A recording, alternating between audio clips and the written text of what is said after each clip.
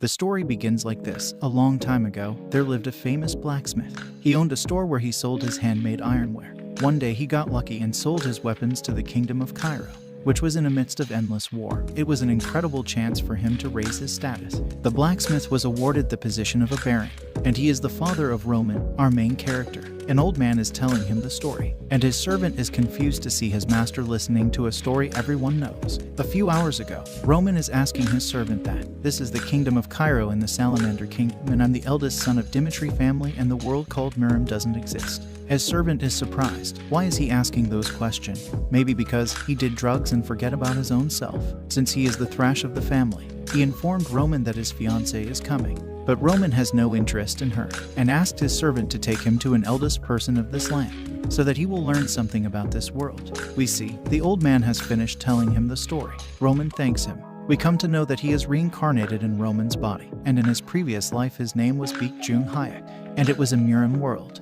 They heard a loud noise from outside. Few guys are bullying someone. The servant saw the tattoo in the bully's hand, which is symbol of Blood Fang Group.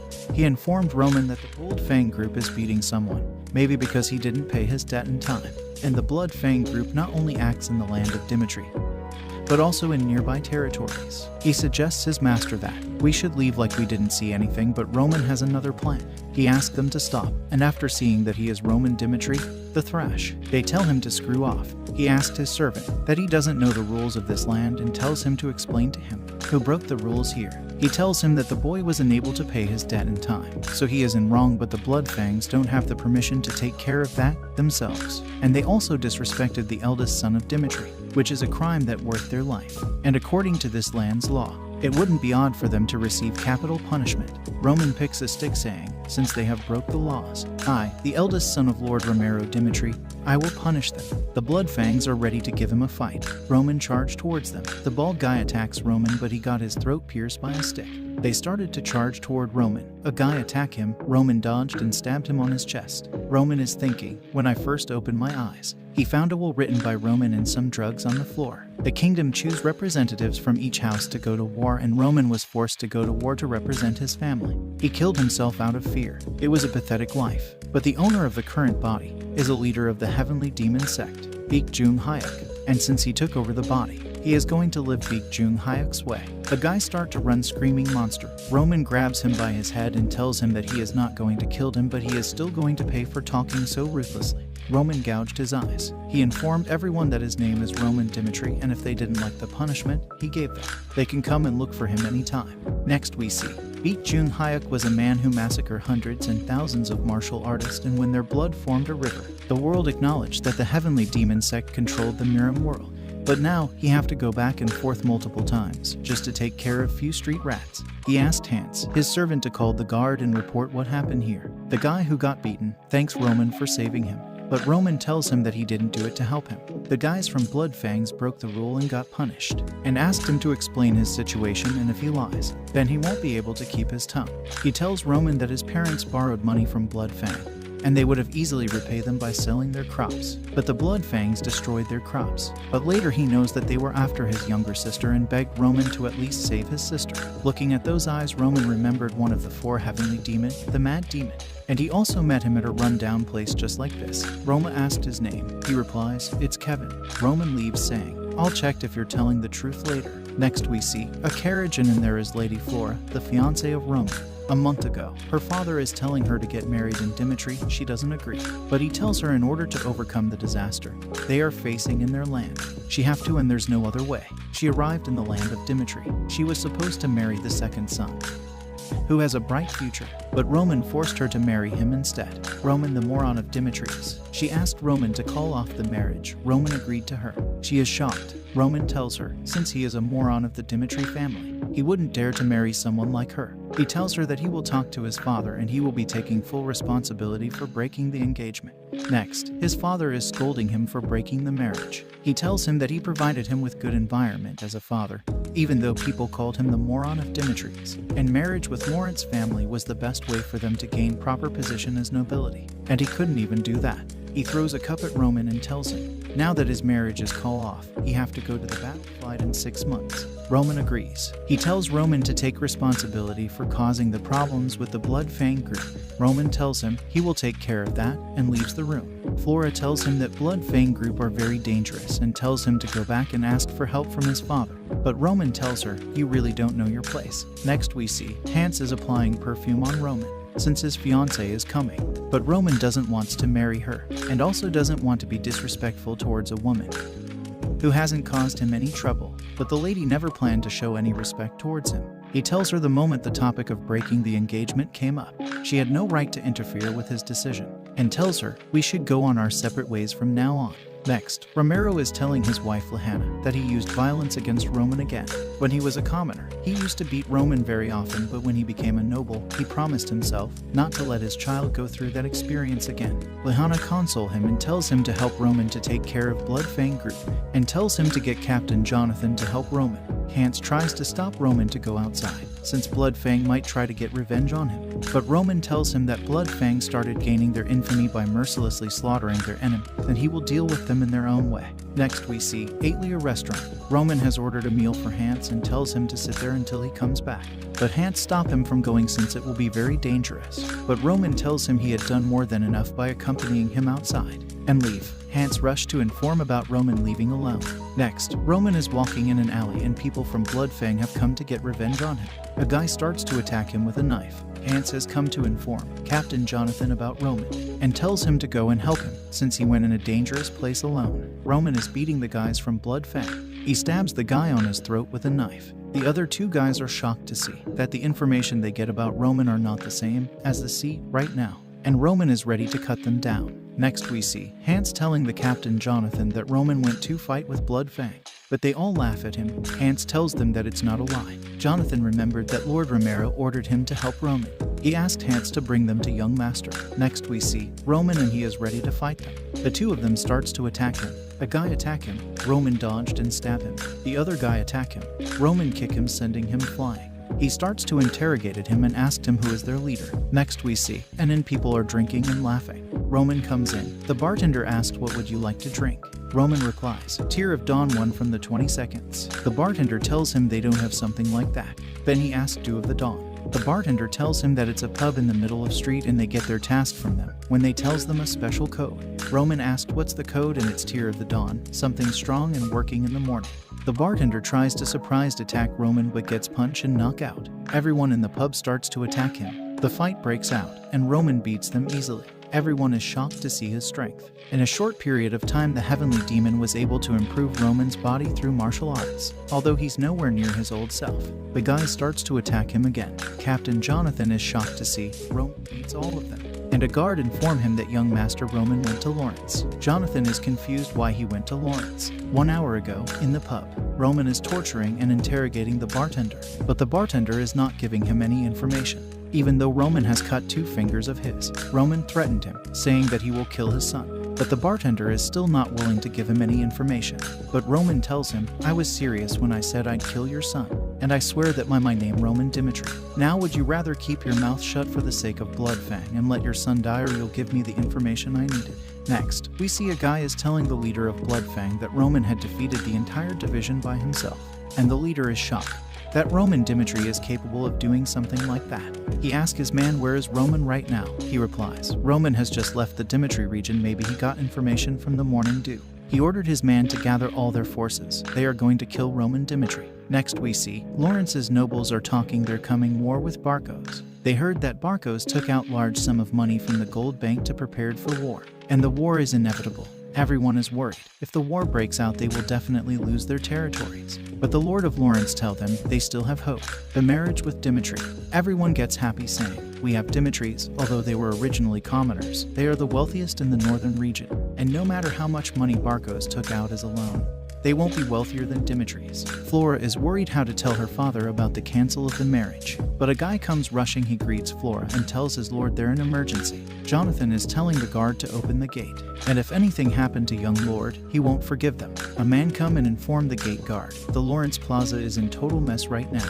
Everyone is terrified to see the sight. Roman is dragging the leader of Bloodfang group. The leader of Bloodfang is thinking, since their opponent is only one person and they have many armed men, there is no way they will lost, but shocked to see all his men being killed by Roman Dimitri. Roman is dragging him in the middle of the plaza, and everyone recognized the man he was dragging as the leader of Bloodfang. Roman tells the audience that the crimes of Bloodfang are clear and thus he will rip out the evil within and execute him on the spot. Everyone is shocked and Jonathan have also arrived. He is also shocked to see the scene. Next, the guard is informing the lords that they let Roman to enter the land, since he's Miss Flora fiancé. But after an hour he appeared dragging a man, and after stating he is the leader of Bloodfang he execute him in front of people. A man tells his lord that Roman murdered a man without the lord's permission and it's a matter that can't be ignored. The lord ordered to summon Roman Dimitri. Roman comes in, seeing Jonathan with him. The Lawrence lord thought because of him Roman was able to do something like that. Roman greets the Baron Lawrence. The Baron Lawrence asks him, why did you come all the way to Lawrence to do something so violent as that? Roman replies, few days ago I executed some Bloodfang because they were assaulting an innocent citizen, and after that they came to get revenge on me. So I decided that I couldn't leave them be and went to their base to kill their leader. The Baron tells him he has no authority to execute someone in Lawrence. Roman replies, the identity of the leader of Bloodfang isn't unknown and he is popular in Lawrence for his various crimes. But the Lawrence didn't took any action toward him, that's why I took care of him myself. He asked the Baron if he really did something wrong. The Baron tells them this case will no longer desist and will reward Roman for his deed. Next we see, the Baron is happy that his future son-in-law is that gutsy. He thought that Roman was not fit for Flora, but now he calls Flora. Jonathan is surprised to see the Roman in front of him is not the Roman Dimitri that he knew.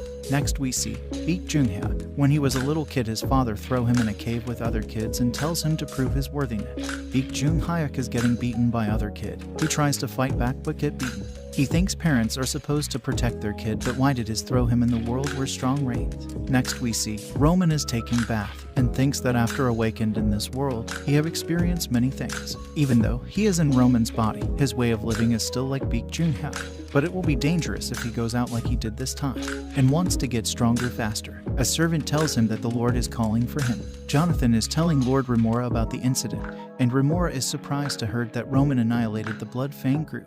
He want Roman to live a happy life, since he was the only child that went through when he was a commoner. But now he achieved something that no one ever expected. He is prepared to do anything for Roman. Roman comes in and looking at his father. He thinks the word that comes out from his mouth will change his life totally. Next we see little Baek Jung-hyuk getting beaten up. He picks a stone and hit him on his head. The guy is down and after that Baek Jung-hyuk starts to hit him and killed him. He tells the other kids, now he is the boss of this cave. Roman admits he did. Next we see the training ground, where people are training. Roman, Remora and Jonathan enters the ground and everyone pays their respect and greet the Lord Remora. Captain Jonathan tells them to duel with young Master Roman. Everyone is shocked to hear they have to duel with an idiot. An hour ago Roman is telling his father how he planned and defeated the leader of Bloodfang. His father asked him how was he able to defeat the leader of Bloodfang. Roman tells him that he's been training in secret, and as an idiot of Dimitri family, he wants to accomplish something on his own. His father asked him if he could see his swordsmanship with his own eyes. No one wants to fight him. Even if they defeat him, they won't gain anything by defeating an idiot.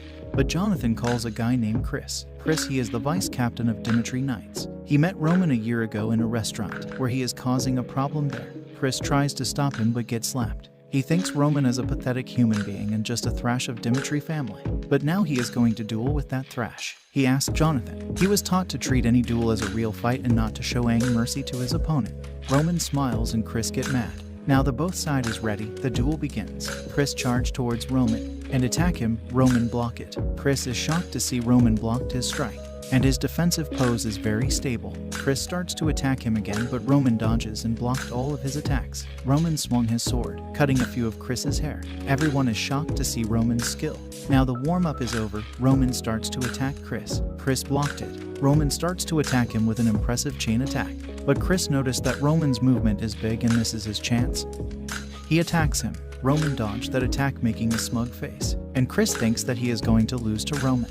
He uses his aura and attacks Roman. They have a big commotion, and Remora is worried about Roman, but Roman dodged the attack and countered attack Chris. Everyone is shocked to see Chris get defeated by Roman. Jonathan and Chris are sparring. Chris is 2-star Aura Knight and is incredible in sword. Jonathan thinks that Chris is a genius, but now that genius has been defeated by Roman Dimitri. Lord Remora asked Jonathan Isn't Chris was your most trophied 2-star Aura Knight of Dimitri? Even Jonathan is surprised to see a 2-star Aura Knight being defeated by Roman. He tells Ryamaro, maybe the young lord is a genius at sword skill. Roman is thinking why Jonathan is proud of Chris. Chris has the ability to take care of Bloodfang by himself. And for Jonathan's standard, Chris is a pretty skilled warrior. But in Roman's eyes, he is the worst. But Roman was surprised at the end when Chris used his attack. Remora is happy that his son is a sword genius. He is happy for Roman to be able to achieve something by himself and tells him that he will give him a reward fitting for him, and asked him if there anything he wants. Roman tells him that you said that I need to leave for the battlefield within the next half year, and for that I want you to give me the right to select my own men for myself. Remora agrees to him. Next, Chris is surprised to hear that the young lord asked him to teach him about aura. Jonathan asked him to teach the young lord and see what the different about him, and if he did that he will teach him all his skill and knowledge. Next we see Hans is praising Roman for being able to defeat a 2-star Aura Knight. Roman asked if he knows anything about aura. Hans replies, is it not the power to be able to use mana? The eruption of energy that Roman felt from Chris is called mana in this place. But Roman can't understand why they are using energy like that. But he will come to know soon from his training. Next we see Roman and Chris. Chris starts to explain Roman about aura. It's a subset of mana usage. Magician use mana by storing it in their circlets, and knight use it by storing it throughout their body. The first person to figure it out to store the mana throughout the body can strengthen the person's physical body. His name was Emperor Alexandero. Chris tells Roman, the path to become an Aura Knight is difficult, and the path for magician is more difficult. It took him about half a year to sense mana, and for many people it takes more than a year. Roman tells him to start the training. Roman was already able to sense mana because he was a heavenly demon in his previous life and had stored mana in small ammo. Chris is explaining him how he should manifest mana, but didn't notice that Roman had already manifested. He got surprised to see Roman has already manifested the mana and had already covered his body with it. Roman is thinking the way people here utilize Kai or mana is useless. In Mirim, people used Kai to remove waste from their body to be able to store it within their body. And the Kai in the Mirim is barren yet strong, and the Kai in this world is full yet light. And by using the method of this world, he won't be able to reach the top in 100 years. Chris asks him how did he manage to do it. It took years for him. Roman laughs at him. Chris gets mad for laughing at his 10 years of effort. But Roman tells him that his 10 years of training were important, but the fact that he didn't even question their method once is the reason why he laughed at him. Chris asked Roman, what should I do from now on? Next we see a man get defeated in fight, and the winner is Baek Jung Hyuk. He asked him what should he do get stronger, and the same with Chris, throwing his pride away and asking Roman what should he do from now on. It's making Roman interested. Next we see a man named Blood Demon. He was strong, and the fight between him and Baek Jung Hyuk was inevitable. But in the end he lost to Baek Jung Hyuk, but he decided to throw away his pride in order to be taught, and now Chris is doing the same. Chris is asking for a way to get stronger from Roman. Roman tells him if he answers his question that wouldn't be any different from the life choices that he have made until now. Roman tells him to follow him and learn from what he does. In 6 months he is going to the battlefield and observe how he gets stronger as how he deals with his different foes. And if he were to follow him for 10 years, he will find the answer he's been looking for. Chris is thinking he wants to get stronger, but what should he do? Next morning, he tells Jonathan that he is going to follow young master to the battlefield. Seeing him so determined, Jonathan agrees and tells him that from now on he will not be considered as Dimitri Knight. Looking at him, Jonathan thinks that he is not the same child who was crying for his dead mother on the battlefield. He asks Chris to follow him. Since he will be going to the battlefield, he needs a weapon that he can call his own. Chris is happy. Next we see the news had spread that the Thrash Roman Dimitri had took care of the Bloodfang, and Kevin also happens to hear the news. Kevin is working and thinks if he was also strong enough like young master, someone strong enough to protect people around them whenever possible. But Roman suddenly appeared in front of him. Kevin falls on his knee and thank him. Because of him, his family is able to survive. Roman gives him an offer. If he accepts, he won't need to be worried about his family financial issues, and he will be able to have warm home and nice food. But he have to pledge his loyalty to Roman. Kevin pledges his loyalty to Roman, and he's ready to live and die, kill or killed on his command. Seeing him pledging his loyalty with his own blood, Roman remembers one of his man from the Mirim world, who would do anything on his one command. Roman declares, from now on you are mine. Next we see Roman is telling Hans to take care of Kevin and help him to get used to the life around him. Kevin thanks him for everything. Roman tells them if they need anything, he is in the library. Roman is reading about the Aura Knight. In order to become an Aura Knight, one should be able to manifest aura and its morals as 1-star Aura Knight. And to become 2-star, one should be able to cut steel using aura. And 3-star Knights are beyond normal comprehension and receive special treatment from the kingdom. There are 6-star knight exist in Salamander, but there's no stories of 7-star. And the people who are 6-star knight, their strength, attack, and their impact are otherworldly. There are 12 people who have reached 6-star knight and are treated like royalty no matter their race or nationality. They are called 12 Blades of Continent. And then there are the magicians. Magicians who reach 7 circle are given the title Archmage, and they are considered as half human and half god, and they are more powerful than 6-star knight. Roman is thinking sooner or later he will face them. And for him to live like Baek Jung Hyuk, he have to get stronger. Next we see Hans have bring him in an old workshop where his father used to work. Roman tells him that he is going to spend the next week in that workshop and not to disturb him unless his people are in danger. Hans agrees and leave. Now Roman is ready to start training. In order to use the techniques of Heavenly Demon perfectly, he have to start from the first stage, that is human. He starts to remove the impurities from his body, and in order to regain his original strength. Entering the stage of human is just the beginning.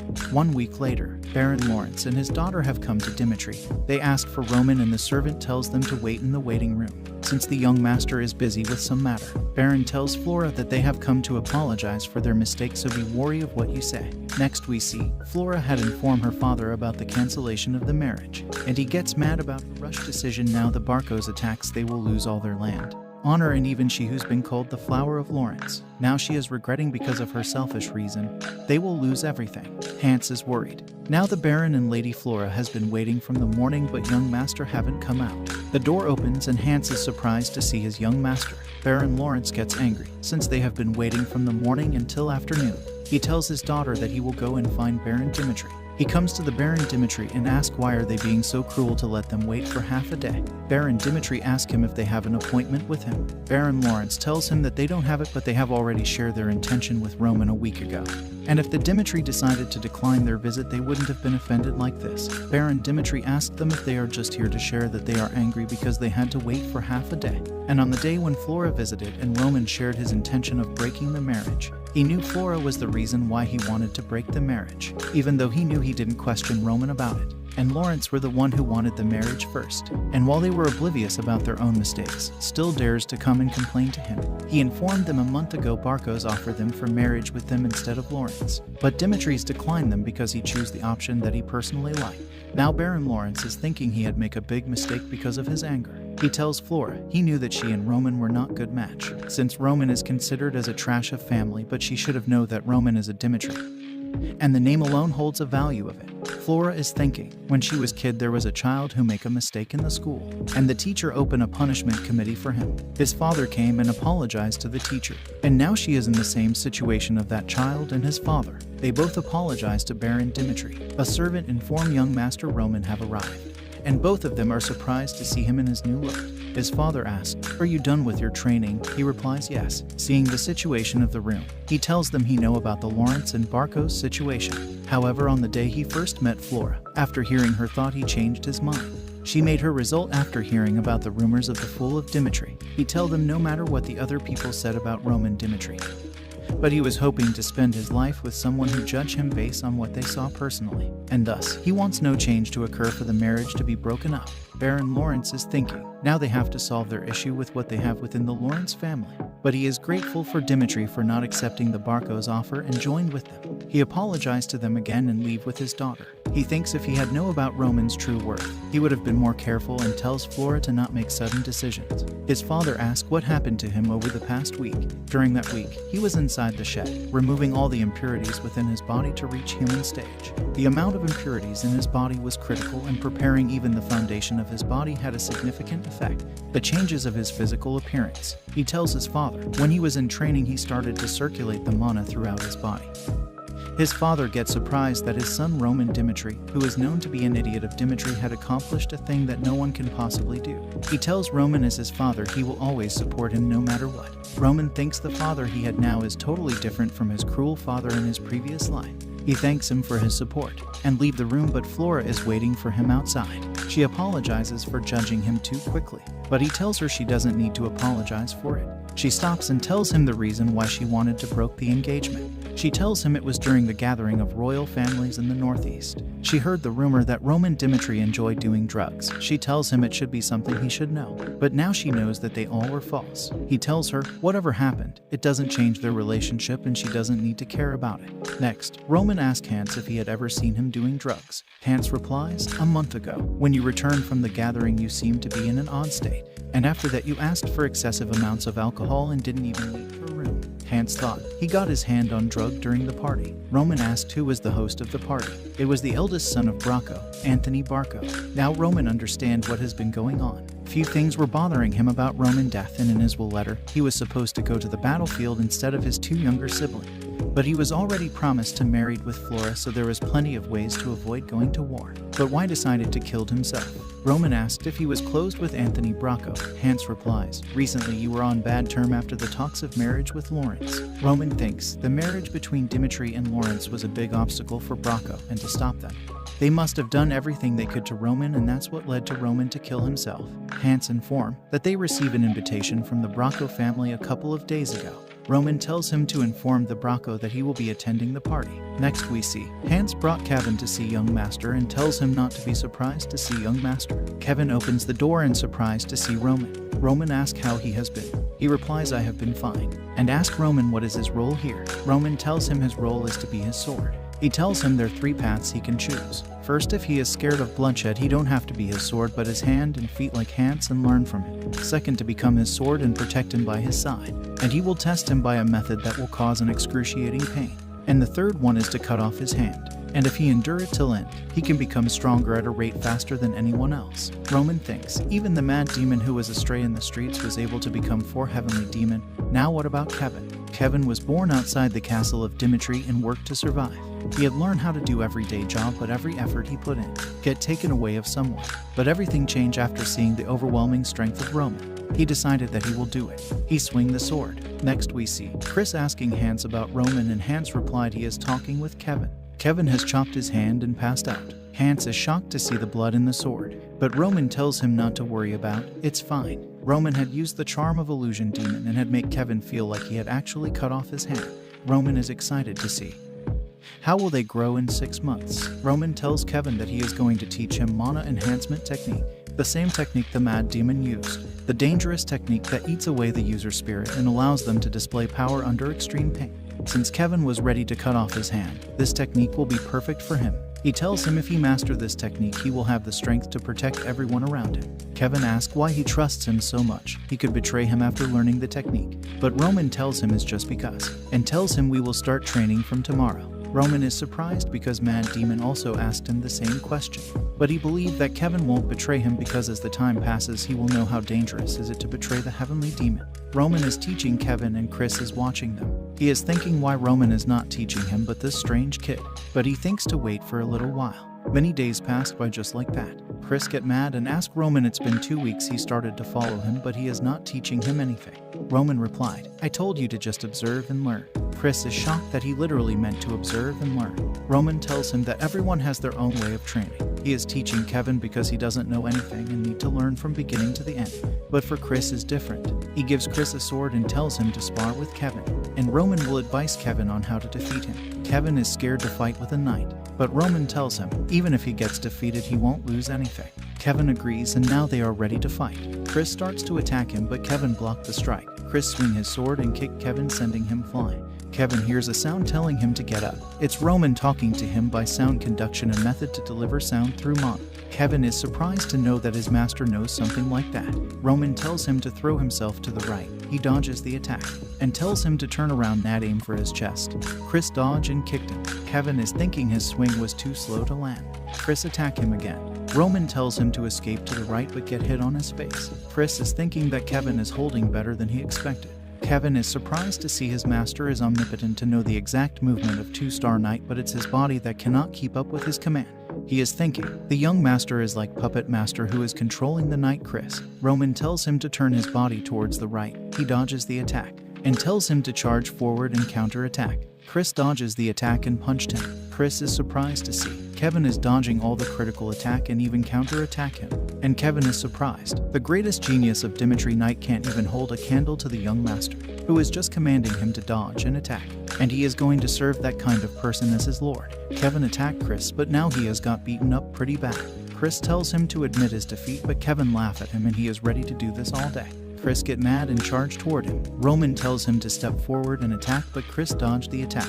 Roman tells him to turn around and charge. Seeing how wide his movement is, Chris decide to attack him, but suddenly notice Roman. Kevin dodged the attack and counter-attack him, but Chris have learned from his mistake and dodged the attack. Chris attack him, knocking him out. Roman tells him now that he win, he will start to teach him from tomorrow, if he desire, and it's his choice. Chris is in his room thinking, if he didn't had that experience with Roman, he would definitely lost to Kevin using aura. He laughs, saying, he have grown from just one experience. Next morning, he tells Roman that he doesn't need any teaching and will look for a way to get stronger by following him.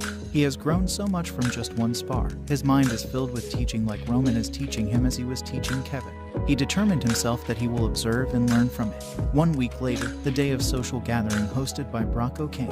A week before the social party, the news of Roman Dimitri and Flora Lawrence marriage get cancelled has spread like wildfire and reached to the eldest son of Bracco, Anthony Bracco. He is saying, Roman is so easily manipulated and he is eager for the social party, where Roman will come again. The day of the social party, Hans has prepared a dress for Roman. He doesn't want to wear it, but for Hans' sake he agrees to wear it. Chris is waiting for Kevin. Kevin arrived wearing an armor. He is still not used to it. Seeing Kevin like that, Chris thinks he almost lose a fight to a guy who doesn't know how to wear an armor. Chris tells him, since they are escorting the young master, his reputation lies in our action, so rash decisions are forbidden. Kevin replied, I will keep that in mind. Next we see, people are enjoying the social gathering party, and their hot topic is the idiot of Dimitri. But there's one girl who is curious about Roman. She asked a guy, what kind of man is Roman Dimitri? He replies, you will see when you meet. The servant announced the eldest son of Dimitri, Roman Dimitri, is entering. Seeing his head held high, with a strong posture, everyone is shocked to see him. A girl comes and greet him. Her name is Sophia Grisel from Grisel family. She asked if he ever heard of her family name, though they are not a prominent family. Her father dedicated his life for the kingdom of Cairo. Roman replies, how can he forget the family with a history of dating back centuries? Roman had did his homework before coming to the social party about his family and their connection. He tells her that the lumber from Grisel is famous for its high quality in the kingdom of Cairo, and he also heard that her sibling succeeded in sensing mana. Seeing how well-mannered and friendly he is, everyone starts to approach and greet him. The servant come and inform him that the young master has invited him into the back room. Next we see Chris and Kevin. Chris is telling him to take off his helmet. The other guard starts to insult them, saying, is this the level of Dimitri? Their guard didn't even know how to put a helmet on. We see old Roman, who felt in love at first sight after seeing Flora. Roman enters the room and Anthony tells him he heard that he changed, so that's true. Roman takes a sit, and after observing the room he noticed there were other people there, and he make them leave. There must be something important for him to tell me. Anthony tells him he didn't think that Roman will attain the party because of what happened back then. Roman asked what happened back then. Anthony tells him, you were caught sleeping with my cousin in the back room. Anthony tells him now that Roman had attained the party. He takes that as yes to accept the marriage proposal, and the matter with his cousin will be kept secret. Now the missing link are joining. Roman suddenly starts to remember about that day, where he came to the party. Anthony introduced him to his cousin and make him drink. Next thing he wakes up with a girl in the bed naked. Anthony comes and start to yells at him, saying now he have to take responsibility. Anthony tells him he had laid his hands on a lady of Bracco and this matter cannot be slide. But he will not expose the truth if he agrees to marry a direct descendant of Bracco family. Now the puzzle is solved why Roman killed himself. He doesn't want the Dimitri family honor to drops to rock bottom, and he doesn't want to break off the marriage with the girl he loved. He had no other choice but to committed suicide. The current Roman thinks a weakling like Roman Dimitri, who have never accomplished anything on his own, is just a pathetic human being. Anthony tells him he is not going to oppose them since he has no other choice. But Roman tells him he is not going to accept the Bracco's family proposal for just that pathetic reason. Next we see Roman is ready to leave the party, and Sophia is sad that he is leaving so soon. He tells everyone it's an urgent matter and he have to leave. But when he comes outside he notices a big commotion. Kevin is getting beaten up. Next we see the Knights of Braccos are making fun of Kevin and Chris, but Chris is telling him to endure it. But one of the knights starts to insult Roman, saying their liege is just a moron. Kevin gets mad and tells the knight to take back what he said. The knight slapped him. Chris tries to fight, but he is confused. The Dimitri family is currently at a conflict of interest with the Bracco family, and if he causes a mess here, the family will get in trouble. Kevin tells them he is the knight of his liege and he will not let them to insult him. The guy tries to hit him, but Roman stops him and starts to slap him. He tries to say a moron like you, but gets slapped again.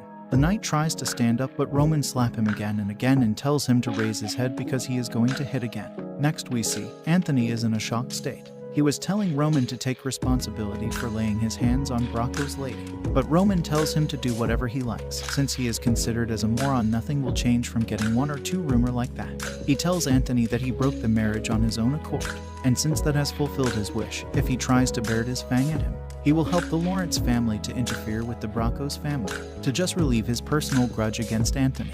The real powerhouse in the Northeast is not the Bracco family but the Dimitris. Anthony agrees to wrap up the matter of his cousin if he didn't interfere with the matters regarding Lawrence family. Now Anthony is thinking, how did Roman change so much? But his servant informed him about Roman and his knight. Everyone is shocked to see Roman punishing the knight, and the knight is begging for forgiveness. Kevin and Chris also telling him to stop, but Roman is like, nah, I'm going to beat him to death. Anthony comes saying what's the meaning of this, and demand Roman to apologize for his insolent action.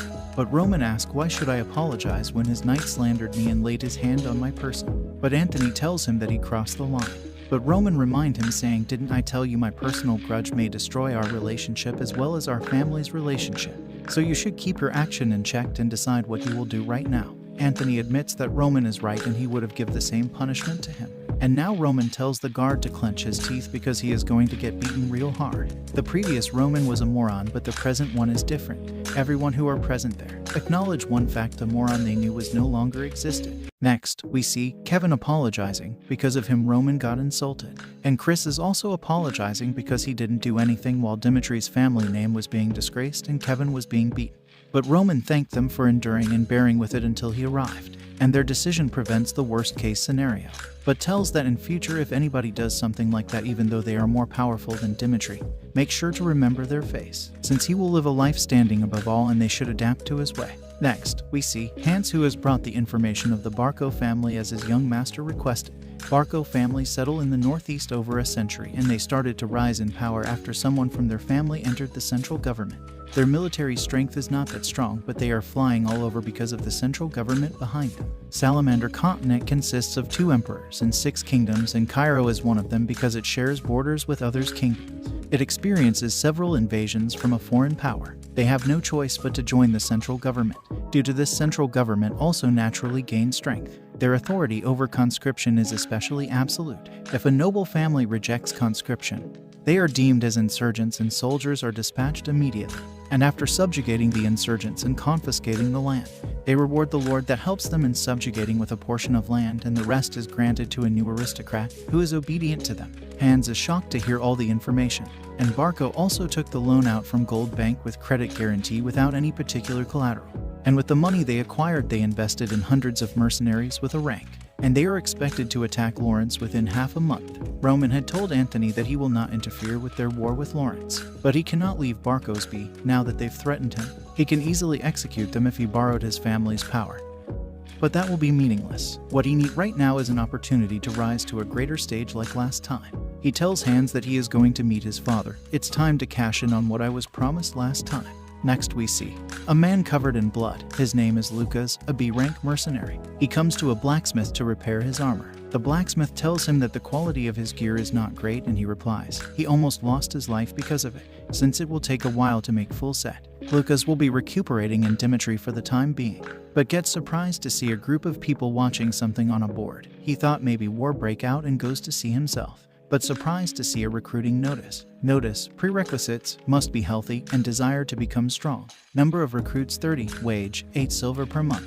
He thinks it's a good offer, 8 silver per month, but he doesn't like the special condition to belong to Roman Dimitri and not to Dimitri family, and to apply only if they are willing to lay down their life for Roman Dimitri. An old man tells him he wouldn't get a chance since hundreds have already applied. He is shocked to hear hundreds have applied for it. For Roman Dimitri, the moron of Dimitri. The old man tells him he is no longer the moron he was before, and he also took down the blood fang. He also heard from the clerk that after his son started to work for Roman, their family life of poverty completely changed, and his son named is Kevin. Next we see Roman asking Kevin to leave. Kevin is shocked, but he tells him to enjoy his time with his family since he's been training for months. Kevin is getting ready to go and meet his family. Hans comes with new clothes and some money and informs him that he will receive 30 silver a month from now on. and he can buy some gifts or luxury for his family with that money. Kevin has brought a lot of bread for his sister, thinking it was her lifelong wish to eat whipped cream on freshly baked bread, because they only get to eat hard bread when he was poor. Thinking back when they used to get bullied by Bloodfang, but now he will protect his family no matter what. But gets surprised to see his family living happily. They gets happy meeting their son after a long time. He asks his father about the house and he tells him young Master Roman granted them house to live in and land to cultivate. He thanks his young master with teary eyes, but his father noticed the injury in his face and asks if Lord Roman beats him. He tells them Lord Roman is not that kind of person and the injury on his face is because. Next, we see his father is telling his friend how Roman beat the shit out of Barco's knight for just to protect his knight, and what sort of noble will go that far for their subordinates. News have spread about Roman beating the knight of Barco to protect his knight, and kids are wishing to be like Kevin. Now everyone is thinking if they could only earn Lord Roman's trust like Clerk's family. Now Lucas is thinking what in the world happened in the 2 years. The Roman Dimitri he knew who was causing fuss in the casino after losing money. That moron no longer exists. Now he is getting interested and wants to confirm it by himself. Next we see Roman's father, and Jonathan is asking him if it's really fine for Roman to develop his own private soldier, and ask him at least for what purpose. Baron Dimitri thought when he heard about the Barco party. He thought Roman was going to collaborate with Barco to drive out his second-born from the line of succession, but was surprised to hear that he beat the Barco knight. Even when Anthony could possibly join forces with my second-born to deal a fatal damage to Roman's right of succession as revenge. Roman, who was a moron for decades, has started to live life on his own, and as his father, he merely wished to cheer for him. He asked how many people applied. Considering his reputation, above 50 would be a relief. Jonathan replies, it's estimated to be over 500 people. Baron is shocked to hear that numbers. Next we see people have gathered and Chris is informing his liege the preparation for trial have been completed. The night before the trial, Lucas is having a drink and is surprised to see many experts have come for the trail, mercenaries and people with good battle experiences. He is thinking that the level of the applicants is higher than he expected. But he noticed a man asking his friend Henderson, didn't you were going to become a soldier of Lawrence? He replies, at first I was going to, since Lawrence is my hometown. But after seeing Roman Dimitri destroying the Bloodfang, he changed his mind. He was there when Roman was dragging and executed the leader of Bloodfang. He saw it with his own eyes. A noble who came to another territory to smash the head of the Bloodfang leader just because they laid their hand on his people. He can't get that scene out of his head. People doubt and deny the incident in Lawrence, but he saw and felt it directly. He yells saying he is the true leader who fight for his people, and this private recruitment is once in a lifetime chance to be his subordinate. Now Lucas is thinking, is Roman Dimitri worth laying his life for? The day of trial. Lucas is thinking what choice he should make if everything he heard is true, and many people here are also thinking the same. The moment of choice will be when they see Roman Dimitri. His eyes get wide open when he sees Roman, and everyone started to bow down their head. Lucas is surprised that without giving any command, but everyone unconsciously bowed their heads and make way for him. And the rumors are true about him. Roman tells them that he will select 30 soldiers who will fight with him today, and informed them that he will not live his day cooped up in a remote area, and will constantly be in the battlefield putting his life on the line for higher position. And anyone here who came here without any firm resolve returned back. And when they died in the battlefield, they should not have resentment towards him, but regret that they weren't able to witness him standing tall.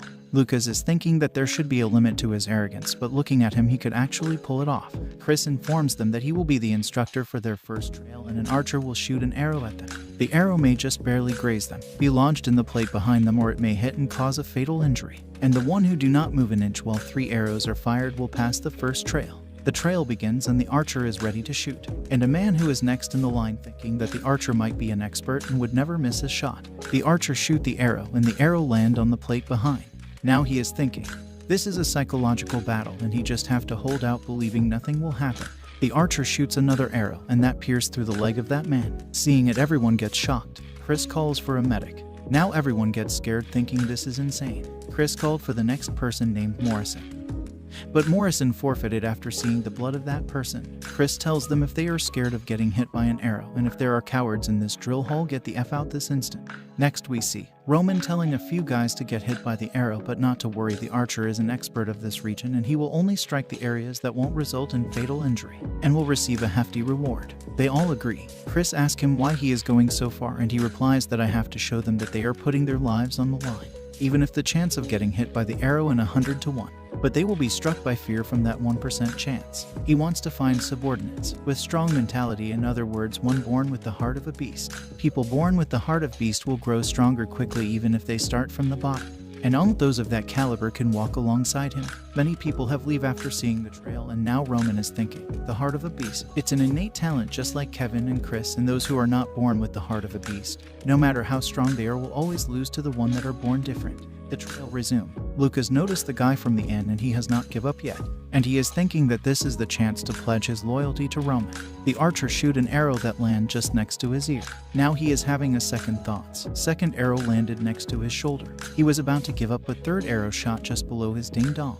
He passed the trail and Lucas is thinking if the arrow was just a bit late he would have give up.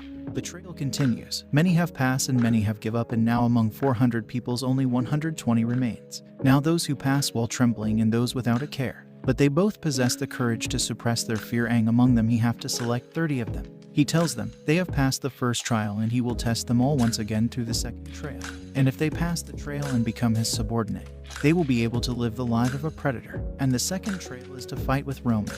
Everyone is confused and Lucas is thinking that he is going to duel with 120 of them by himself.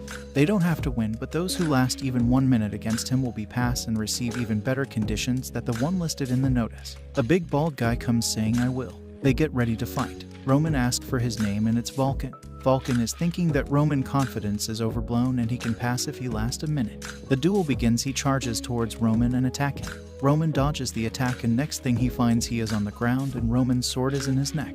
Lucas realized that Roman is on a different league and this trail will be incomparably more difficult than the first trail. The trail continues. People were thinking as time passed Roman's stamina will run out and it will be easier to face him, but an hour passed since the second trial had begun. 60 duels and 60 losses. Roman showed absolutely no sign of fatigue. Henderson finally understand what he meant by they will be able to live a life of predator. And Roman is a predator. And right now, while Roman is still considered as a moron of Dimitri, this moment could be the only chance of lifetime to become Roman's subordinate. But how are they going to face that monster? He tells them if applicant doesn't come forward, then everyone here fails. Lucas comes forward. He states his name and he is 61st applicant. Lucas is thinking how will he face the monster in front of him. His overwhelming martial skills and can inflict such pressure with only the atmosphere. Just as he said, he won't stay rotting away in a remote region and Roman will move to dominate the entire continent. He is sure of it. Now he doesn't give a damn about the 8 silver. He will confirm what Roman said is true or not for just 1 year. But for that he have to pass the trail. He charges toward Roman. With his sword he aimed for Roman's head and dagger at his heart. Roman deflect both of his attack. Lucas throw his dagger at him and attack with his sword. Roman deflect both of his attack again. Lucas pull out another dagger and charged again. Seeing Lucas putting all his effort, Roman thinks he possesses instinctive sense. Lucas tries his best to land a hit, but Roman dodges all of his attack easily. Now Roman charged toward Lucas. Next we see Lucas thinking B rank is his limit after gotten defeated by someone who was powerful than him. He thought he has reached his limit and cannot escape the realm of B rank. But still he survived in the battlefield where countless people perished. From that he realizes you must use any means necessary to survive. He pull out a poach and throw it at Roman. It's a sand. Thinking that this is his chance he charges forward, but surprised to see Roman hasn't closed his eyes. His eyes red from sand were staring straight at him. Lucas admits his defeat. Next we see the heavenly demon god cult, where they first trained on how to keep open your eyes during battle because a single blink may take their life.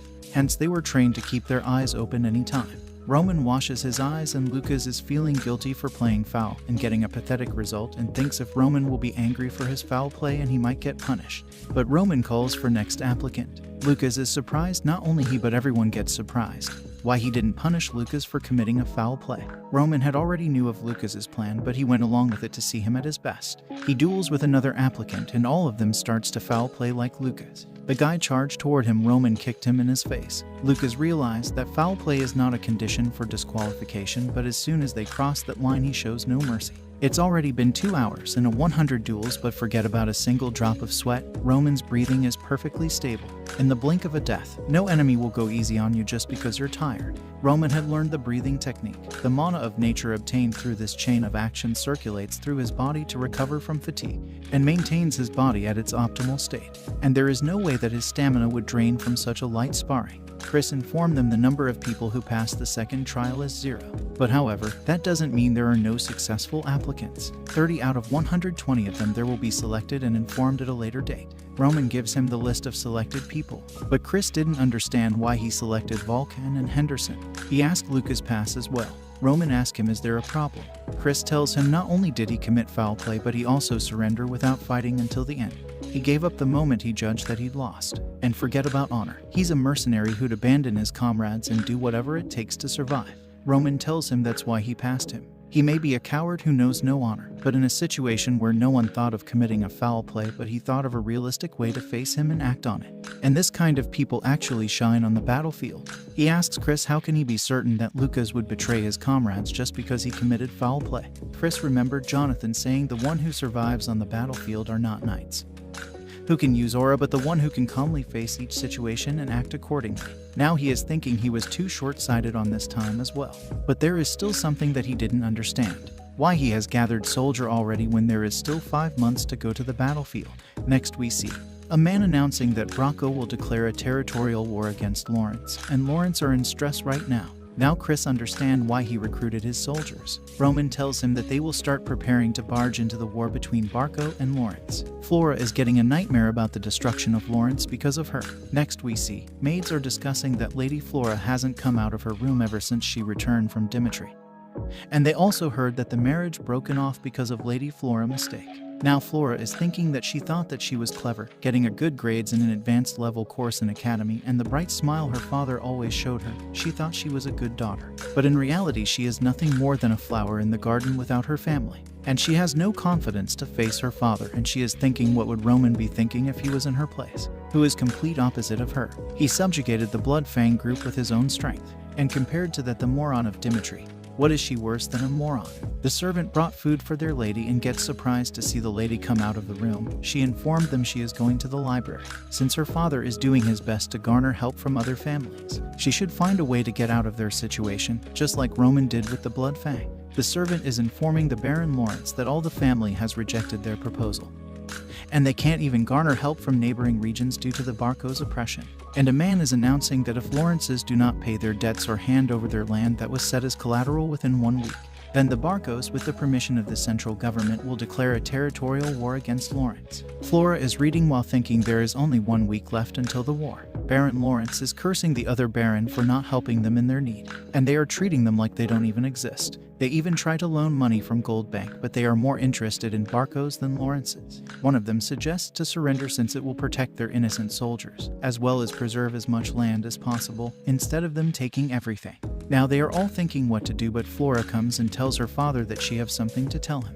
Next we see Roman telling his father that he will be involving in the war between Bracco's and Lawrence in the name of Roman Dimitri. His father yells at him for making such decision, and it will cause a big problem for their family, since they have already broken off the marriage with Lawrence. But Roman asks his father how would he like him to live on. He tells him, I was actually threatened by the eldest son of Bracco family, Anthony Bracco.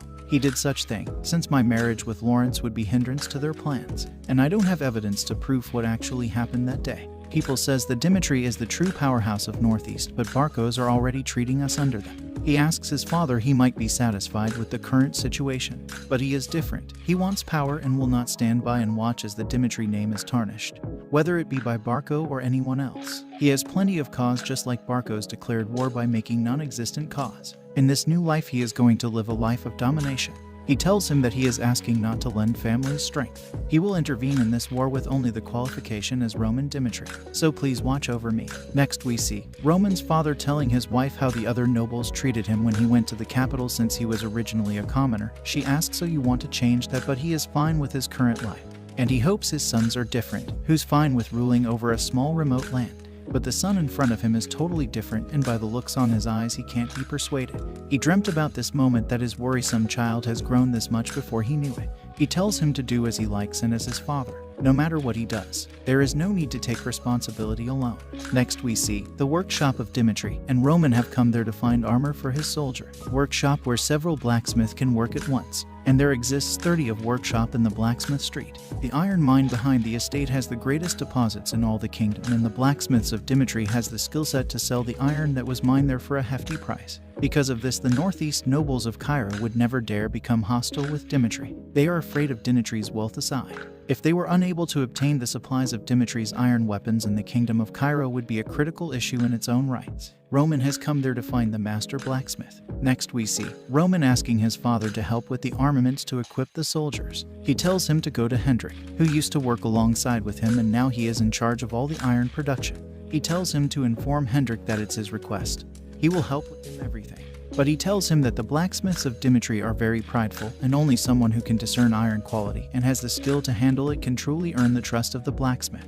Hendrik asks him why did he come all the way here. Roman tells him, I believe my father sent word to you in advance regarding why I'd be coming here. Hendrik replies, equipment to arm 30 people. I thought you were just here to steal something because you run out of money. He shows him some scrap lying around the floor and take whatever he wants. Roman asks if this is his best. Hendrik gets mad saying if you're not satisfied with it then leave. Roman picks a sword and tells him the reputation of Dimitri's ironwork being the greatest in Cairo was overblown to think you'd call this equipment for soldiers. And ask him again if this is your best master Hendrik. Hendrik gets mad yelling how dare you judge the ironwork of Dimitri, and you are just a trash who can't do anything.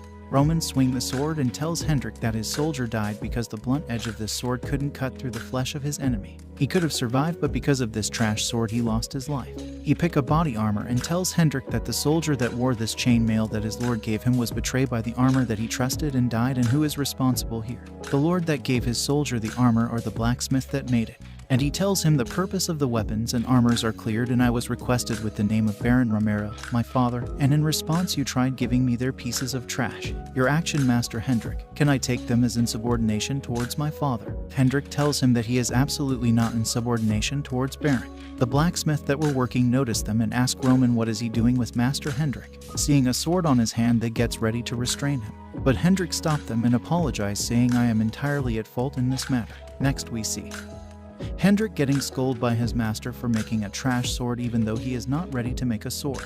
One guy asks his master to sell him a sword but he doesn't have enough money. His master tells him to screw off if he doesn't have money. Hendrik gave him the sword he make and the guy gets happy to get a free sword. Next thing he knew, the guy died after his sword broke during a fight with bandits and he was the only one to die in his group. Now Hendrik is feeling guilty that he tried to repeat that day's tragedy just because he doesn't like Roman. He is ready to pay price for his action.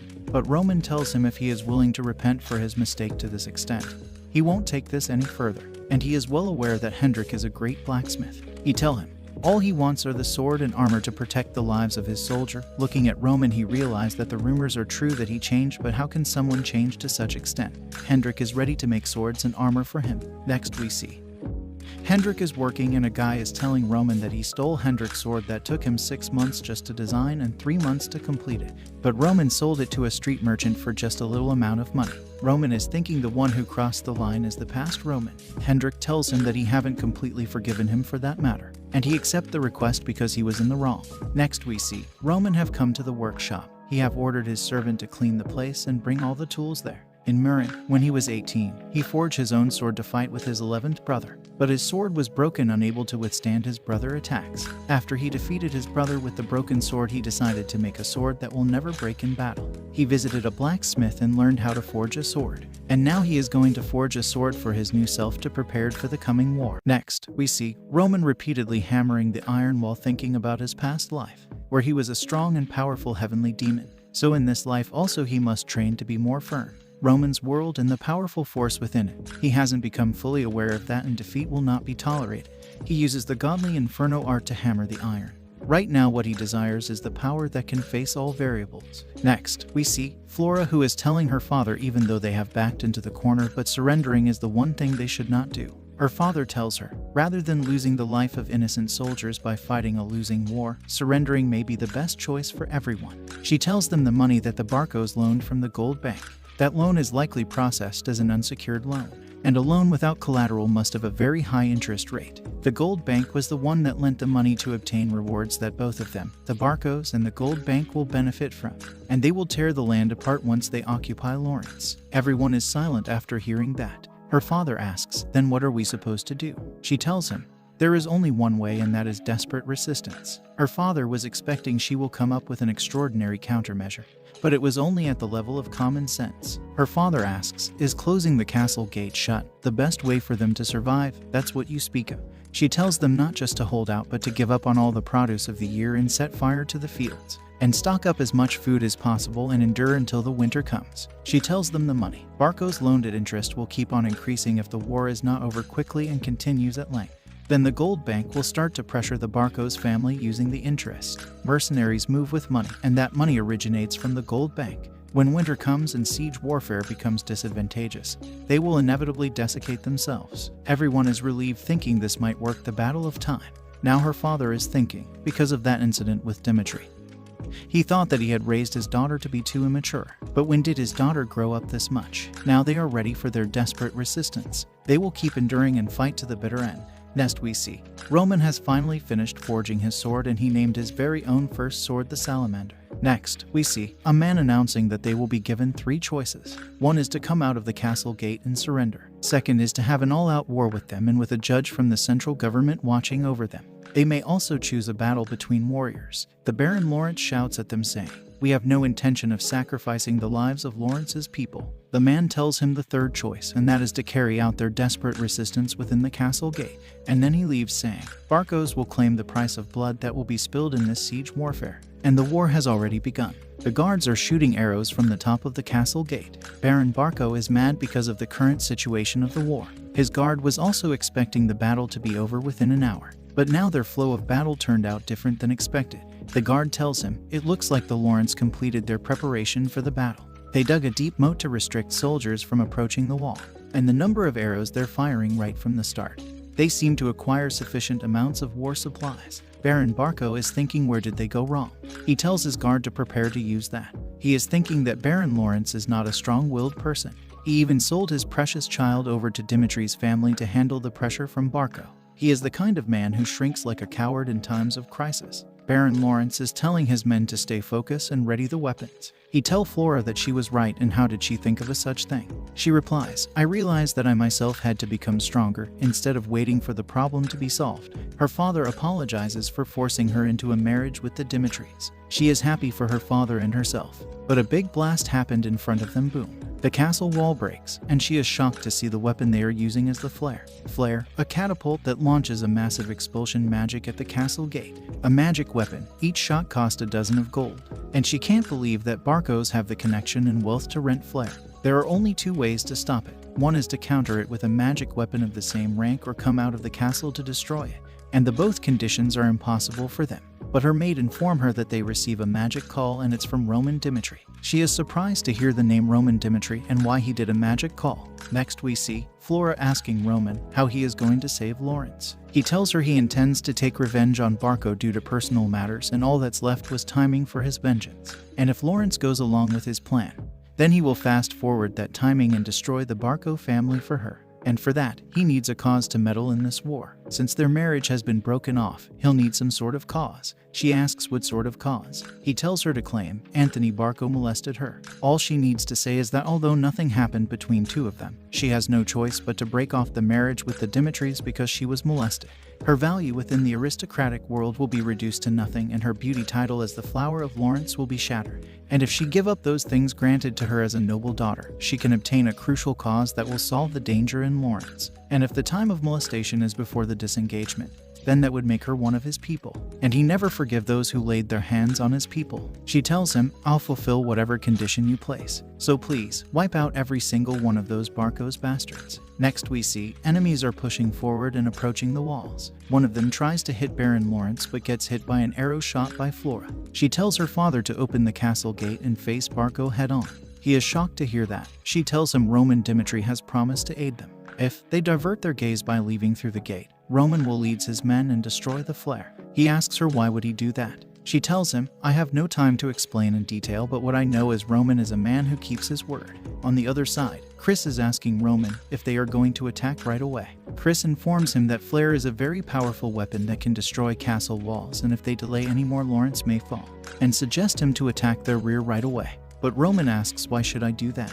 He tells Chris, rather than death of hundreds of people that he doesn't know, making sure not even one of his people sheds blood is more important to him. And Lawrence will lose many people because they followed an incapable lord. And unlike them, he don't intend to force anyone who has sworn allegiance to him to become a pointless sacrifice. Chris replies, I understand. The gate has opened and the guards are charging forwards. A man is slashing his opponents like tomatoes.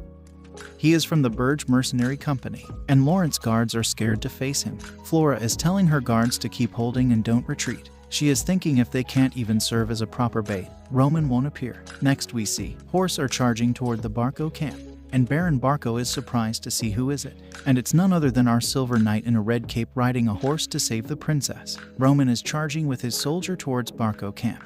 And he is thinking, he promised his men that they will live a life of a predator, but it will be their own strength and willpower that will decide their survival. Next we see Roman telling his men that their priority will be to attack Barco's rear and destroy their siege weapon. Roman is charging with his soldiers, and Baron Lawrence can't believe they came to take them on with such few soldiers. He tells his guard to take care of them, and the guards are ready with their shields and spears. Roman charges towards them and destroy them all. The people of Miram's Orthodox sect once had said, "The heavenly demon is always at the vanguard of the demon cult. The heavenly demon is invincible, and facing him head-on is an act of suicide." The guards of Barco is terrified to see the monster in front of them. Kevin is shouting to charge and follow the liege. They starts to attacks, and Kevin Horse gets hit by a spear. He jumps onto the guard, stabbing him with his dagger. And Chris is also thinking just a little more to his liege side, while slashing his opponents. The guard shouts, "Stop that monster." Roman cuts them all, and his only focus is the flare. He charges toward it. The Burge mercenary Captain Burge recognizes Roman, and he is shocked to see him.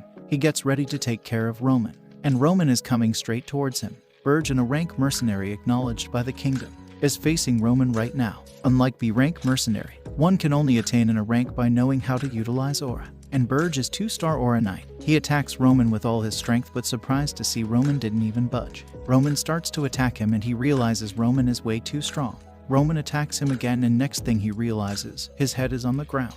The Barco's guards are terrified to see the sight, and Kevin and Chris is happy to see their lord glorious victory. Baron Barco shouts saying, "Kill that son of a bitch," and his guards stop him saying it's too dangerous. Now Roman is ready to destroy the flare. The heavenly demon god art, heavenly demon sword technique, first form, and slice the flare as a bread. He shouts, "Hear me, Lawrence. I, Roman Dimitri, have destroyed the Barco's siege weapon." Lawrence are happy, and Flora is surprised to see he really did it. With the destruction of the flare, Barco, who lost their key weapon, had no choice but to retreat. And Chris has also used his aura in a different way in this battle. He was ridiculed by those around him for following Roman, but Chris was growing. He acknowledges that his liege method is the correct one, and surprised to see all their men in one piece. To prevent being isolated, they had chased after their liege while gritting their teeth. They'd obviously be exhausted. But Chris is happy that not even a single one of the 30 soldiers fell behind. And that's the reason why the liege chose them. But there is only one reason why they were able to stay safe, is because the monster that defies logic is their lord. Roman informed them their role is over. The castle gate opens, and Roman with his men enter inside. And everyone is cheering for the hero who saved the Lawrence. Baron Lawrence had saw that Roman was out of the ordinary from the moment they met, but to think he'd destroy the flare himself. Dimitri has given birth to a tiger, and that tiger would have been his son-in-law. He welcomes Roman, and he is glad to see the hero that saved the Lawrence. Next we see Flora thanking Roman for helping Lawrence in their crisis. Roman tells her he only did his part as promised. She tells him, as someone that represents Lawrence, no matter what, if there's anything that he wants, please speak his mind during the conference. She will take his side to make sure he receives it, no matter what. Roman tells her if her desire to return favor doesn't waver, then he won't go out of his way to refuse it. Inside the conference room, Lawrence are discussing if they send their messenger and propose that they put an end to things like this Barcos might accept.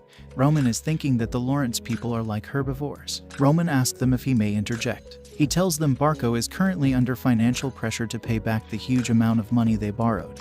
They have no choice but to conquer Lawrence, and if they send their messenger, they will receive their messenger's head in return. Everyone gets quiet after hearing that. He tells them the soldiers are still carrying the corpses outside, and thus, Barco must not be forgiven. Baron Lawrence tells him they are lacking in strength. Roman tells him they still have one way. Baron Barco is mad at Roman because of him meddle in the war, and turn their advantageous situation into disadvantageous one. And there's nothing left but single combat. Now Baron Lawrence is thinking that their opponents is Barco, who have the connection with the central government and with the large sum of money they borrowed. It's impossible to know what master they will invite to take part in the battle, but Roman tells them that he will provide them with the sense of certainty starting now. If you are certain of the victory, then there's nothing better than a warrior battle. He tells them Barco has 3-star knight. He will most likely to be first up, and I will represent Lawrence and be the first warrior. Whether his opponent is a knight of Barco or an external master, he is confident that he will be able to supply them with one win. But it doesn't mean anything if they win once and lose twice. That's why he will be sending Chris in third round. Chris is a 2-star Aura Knight but shows signs of genius, and that will allow him to emerge victorious even against a 3-star Knight. He tells them to make their decision and gives signal to Flora. She understood what that signal means, and this is what he wants. She tells them she is in favor of the warrior battle. The warrior battle was decided on with the agreement of both parties, and it was set up after only a week. The day of warrior battle, man named Count Erd's warrior battle judge tells them that the warrior is a sacred event that is blessed by Valhalla. Whatever the result is, both parties must comply with it, and any who infringe on this will be judged with the honor of Kingdom of Cairo. He tells them to designate 3 warriors that will represent them and submit an order list. Roman gets suspicious seeing how Baron Barco is calm and carefree. Roman tells Baron Lawrence that they will have to change the order. He thinks Barco should feel more pressured by the interest as time passes by, but they don't look anxious in the slightest. Baron Lawrence tells him that they must have hired a strong external master, a certain man who is sleeping in the chair. Roman noticed something different about him. Baron Lawrence asks Roman, "How do you want to change it?" Roman was supposed to go for the first round and Lawrence Knight for the second, and lastly Chris for the third round. But now Chris will go for the first and Roman will go for the second. Now they gets ready for the battle. They start to introduce themselves. The man tells his name is Jansen of Barco and he is a 3-star Aura Knight, and our Chris of Lawrence, 2-star Aura Knight. Everyone there knows Chris the genius of Northeast region and he is a 2-star Aura Knight. But that talent is going to die for no reason. The audiences are talking like that. The match begins. They both charge towards each other's. Jansen makes his first attack. Chris dodges it. He attack again, but Chris dodges it again. Jansen attack with all his strength. A wide area aura. Chris thinks he can't dodge it, but he remembers his liege saying to distance yourself from the world's logic. Now he thinks a thoughtless outburst of mana cannot proper display the full force of aura. He focuses all his aura in the one point of his sword, and he attacks Jansen. Next, we see Jansen head flying off his body. Everyone cheers for Chris, and he is surprised that as a 2-star Aura Knight he defeated a 3-star Aura Knight. Everyone is cheering for Chris. Baron Barco was thinking to wrap it up in the second match, but now the final match has become the most important. But it's fine since he have a surefire card that he spent a fortune on. And now as his surefire card turns, he introduced himself. "I am Hameros of Barco, 4-star Aura Knight." Everyone is shocked to hear his name. Now everyone is thinking, why is a ranker doing here? Hameros, rank 49. Ranks originated from the Valhalla Empire, the sanctuary that those who die honorably are said to go to. They risked their lives to go to Valhalla, and desired for their strength to be acknowledged. The result of their battles were recorded. The name of the strong were written, and that became the start of ranks. As the Valhalla Empire spread throughout the continent, the 100 ranks started to be subjectively selected by the Valhalla Temple. The name Hameros has spread throughout the Cairo Kingdom, and he is also called the Wandering Swordsman. Everyone is shocked to see the 49 rank as a warrior of Barco, but Roman is excited to fight a 4-star Aura Knight. Just as his opponent hid his strength, they also have not realized how powerful Roman is. Flora tries to stop him, saying his opponent is 49 rank, Hameros. He is strong enough to be expected to rise to rank 30 or above, and ask him to surrender. There is no reason for him to risk his life in a hopeless battle. But Roman tells her he has no desire to explain every little thing to her and don't bother him. Roman gets into the ring and introduces himself. Now they are ready for the fight. Hameros is thinking that Roman should be around 2-star Knight, and he can't believe he is going to face a small fry like Roman. He charges toward Roman thinking he will finish it quickly. He attacks Roman, but Roman blocked the attack. Now Hameros is also getting interested in Roman since he blocked his attack. Seeing Roman is putting a good fight, he starts to get serious. But Roman tells him, block this if you can. A black wave form in front of Hameros, and next thing we see, Roman have slash Hameros using the Heavenly Demon Sword technique, third move. Next we see a man asking Hameros to take part in a warrior battle between 2 remote families. Since he has nothing to do, he agrees. And now everyone is shocked to see the superstar of Cairo, who rise in the ranking before even reaching the 4-star and was aiming to break the rank 30 barrier, was killed with a single slash. Roman's standards are not based on this world, but in his past life. The Mirren was like a galaxy filled with the martial masters. Unlike that place, the mindset of the people in this world was inefficient and garbage. Roman asked the judge to announce the result, and with a terrified look on his face, he announced the winner of the second round. Chris realized that this is his liege's true strength. He is thinking if his liege possessed this much strength before their first duel, but he is certain that his liege wasn't strong enough to overpower Hameros at that time. How is it possible for a person to grow so strong in just a short amount of time? He thought after defeating Anson, the day he would surpass his liege wasn't too far ahead, but that was a foolish thought. The judge tells the both family to send out a new warrior after discussion. Baron Barco is shocked, thinking how did Homeros lose? He was a 4-star knight. He was one of the very few true knights of the kingdom.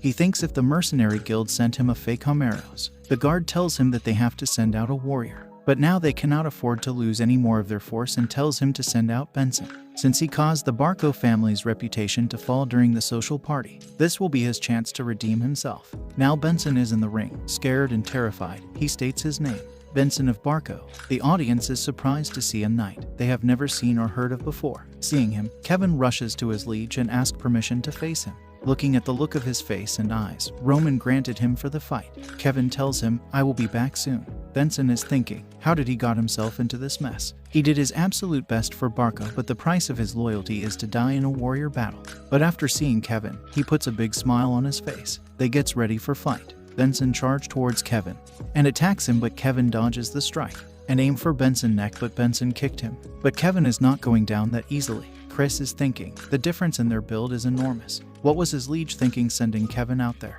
Kevin is getting hits, but he is still holding his ground. Next we see Roman telling Kevin, ever since he cut his own hand off, the demonic spirit art settled itself inside his mind and tells him to drag out the demon inside him. Now Kevin is dragging out the demon inside him. He hears a voice telling him to watch out above you. He dodges the attack. The voice tells him, let's tear this son of bitch into pieces. He wanted to be a useful sword to his liege, more useful than Chris. Kevin charged toward Benson. Benson is shocked Kevin is using aura. He raises his sword and tries to stop Kevin, but it's too late. Kevin pierces his sword into the chest of Benson. Everyone is shocked to see the brutal sight. Kevin splattered the blood of Benson everywhere. He comes to his liege saying, I have returned. Roman praise him for his hard work and he puts a big smile on his face. The warrior battle between Lawrence and Barco. 3 wins out of 3 matches. It was Lawrence's overwhelming victory, and in the center of it all was Roman Dimitri. The news have spread about the war, and people from all over the continent started to praise Roman's accomplishments. People are talking about the war of Barco and Lawrence and the savior of Lawrence,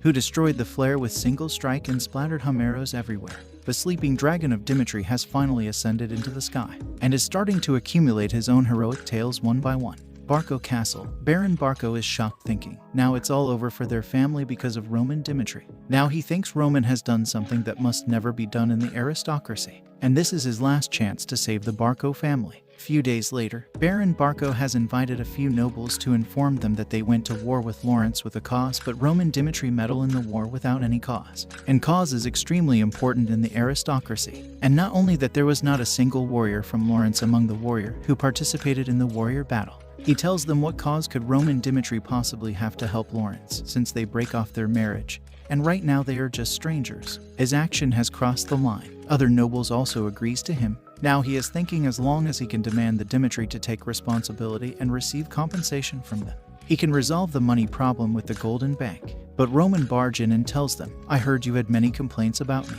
In that case, say it straight to my face. Chris tries to stop Roman from going to Barco alone, since it will be an act of suicide. But Roman tells him, since it's clear that Barco has a grudge against me, then right now is the perfect time to pluck the root of revenge. Next we see Roman asking, with what cause did Barco open a meeting like this? Baron Barco tells him, since a man of common origin like yourself doesn't seem to be aware of aristocratic law, interfering in the war without a cause is not permitted in the Cairo kingdom.